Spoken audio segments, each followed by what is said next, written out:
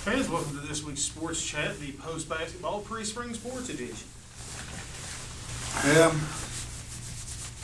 Campbell County's season ended at the hands of Hardin Valley this week. The girls, tough regional game.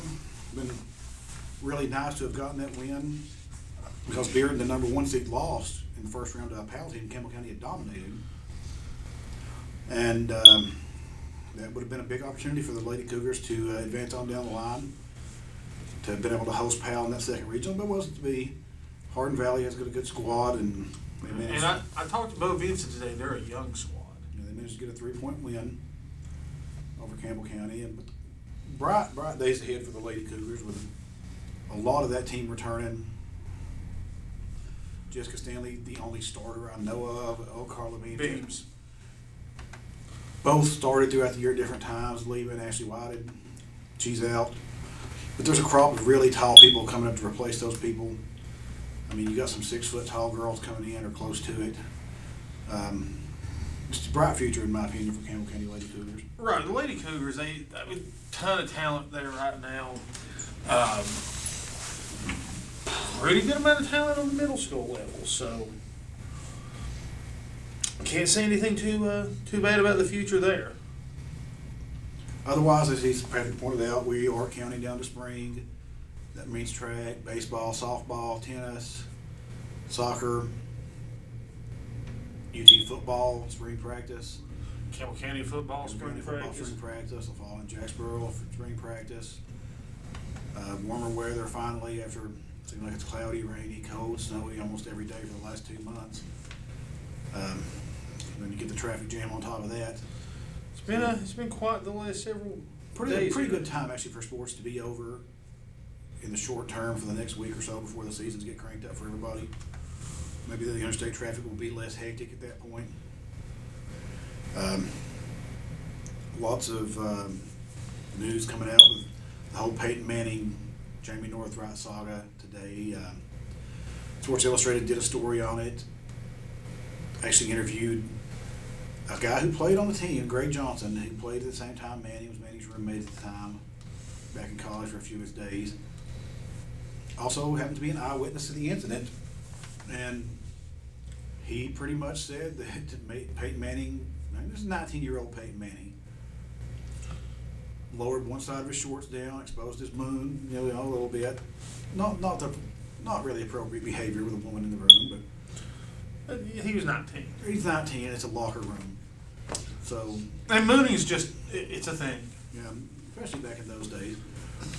Honestly, the trainer's made herself a career out of getting litigious with people. She sued probably 6-7 different people. I think in my life I've never sued anybody. I've never been sued. I don't know if you've ever sued anybody or not. I have not, nor have I ever been sued. You got a pretty good case coming up probably against those people who attacked you recently. But that's true. Still recovering from my taser wounds. She's sued multiple people, around a half a dozen people from what I read. She essentially sued the Manning incident 2 times now, and threatened a third lawsuit. She called up the Mannings before the Super Bowl, cursed them out. She left really crazy, loony voicemails on people's phones. Everywhere she's at. I mean, she's a lunatic. She's a psychotic lunatic. There's no other way to say it. And boy, Sean King's fallen off the face of the earth since this started. His relevance has gone bye-bye. Not that he really had. There's only a few people who have actually tried to look at the whole case, see how she acts. I mean, this woman's got a checkered history of just outrageous behavior. Greg Johnson described the incident. As I said, he said he could walk through the locker room. This other guy who was on the track team at the time, who made the other statement that said that Peyton Manning did more than Mooner. He never said Peyton Manning touched her. He never said anything else about it. He refuses to elaborate now. People in the media have contacted him. He just says, I've said all I'm going to say. I'm not going to say anything more about it ever. He never mentioned the guy touched her. The woman graphically, after she changed her story dramatically. In the 1996 incident, her actual report on the incident was pretty much mirrors what Greg said, that Manning dropped his shorts a little bit and mooned somebody while she was there. Okay, she changed her story in 2003 to say that Manning grabbed, I don't know if you all viewers, hopefully, you're probably never going to hear me mention this again, a teabagging.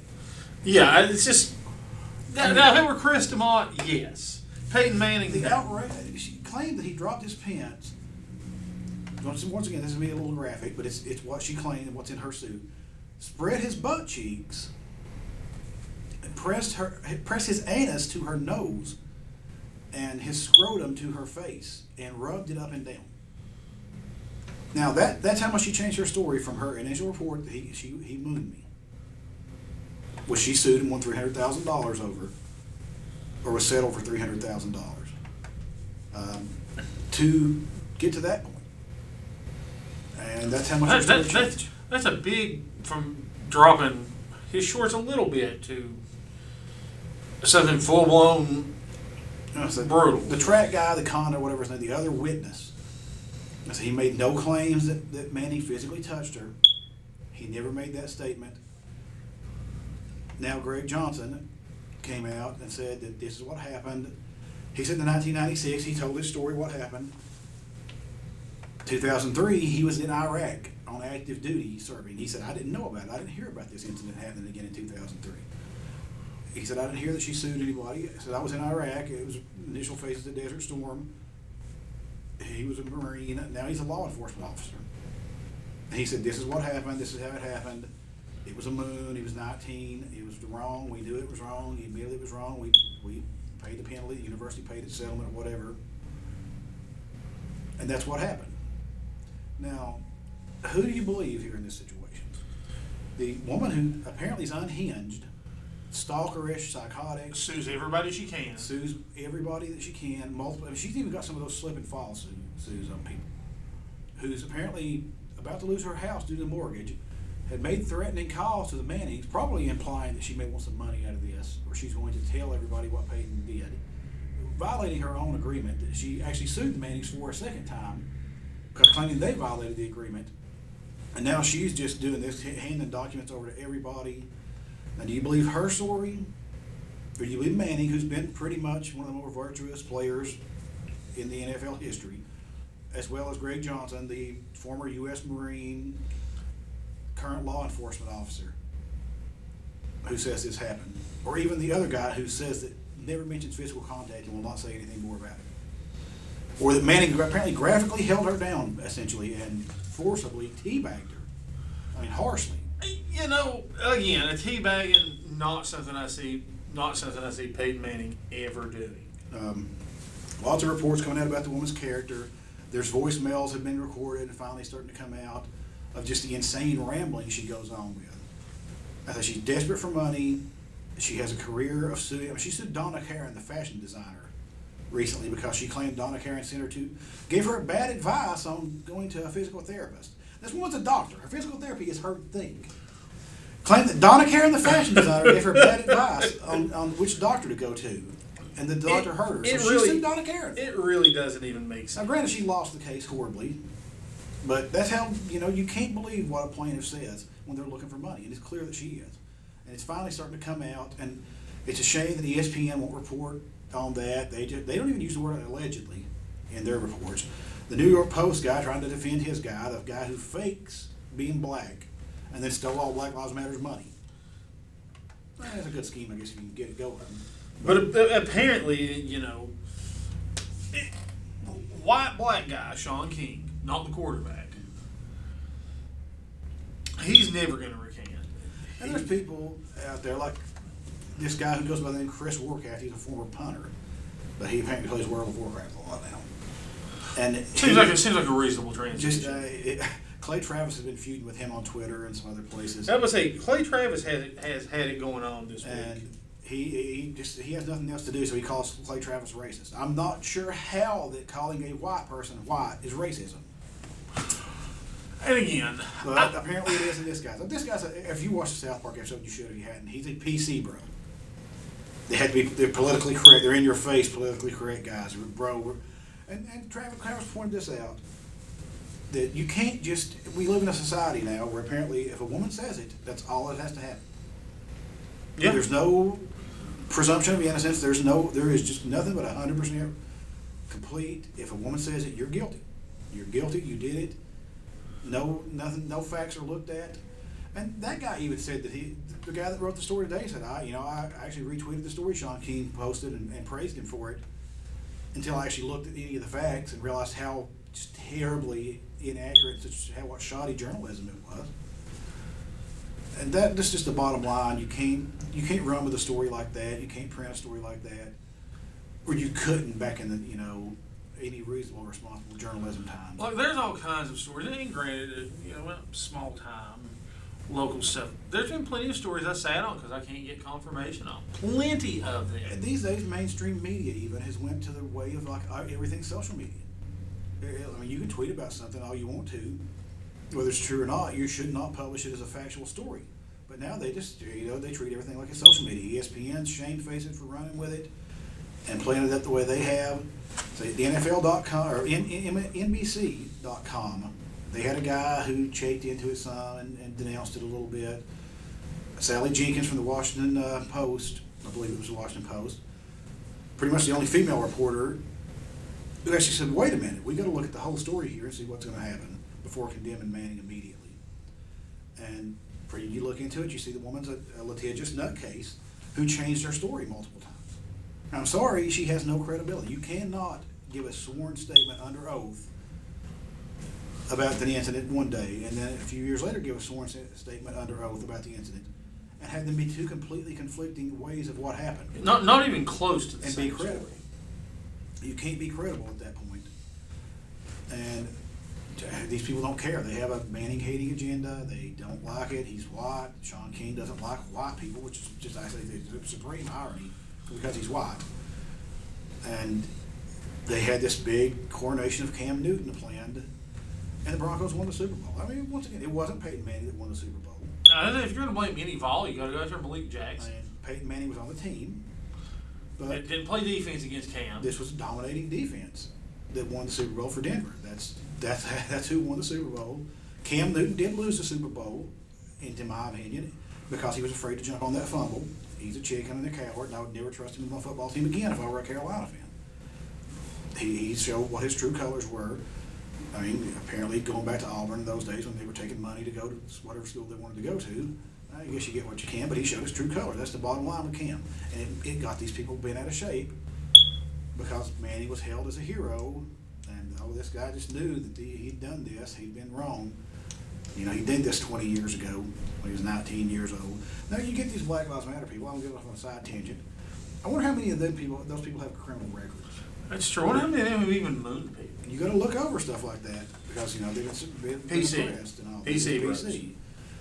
But regardless, it's clear that the woman's a nut. She's a nut job, psychotic, obsessive, compulsive. From the way they play out, she looks sort of like her.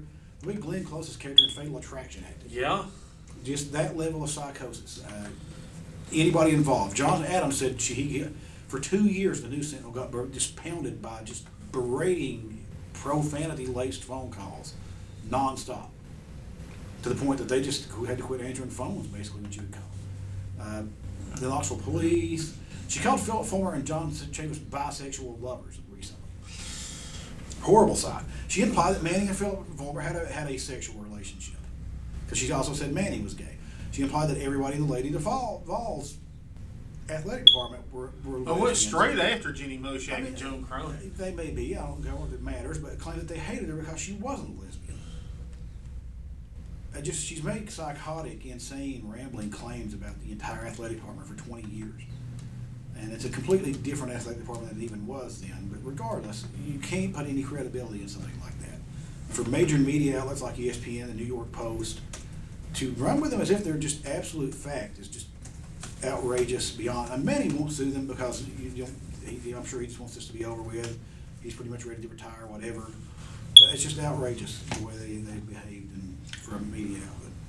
Yeah, especially like that. Obviously, Peyton, big money person to go after for her. Mm-hmm. Well, who's she going to go after next when this one doesn't pan out? Because she's going to. I imagine she may sue the New York Post and Sean King at this point. What I'm hoping is that she's found to have violated her non-disclosure agreement and ends up having to pay back the $300,000 that she got.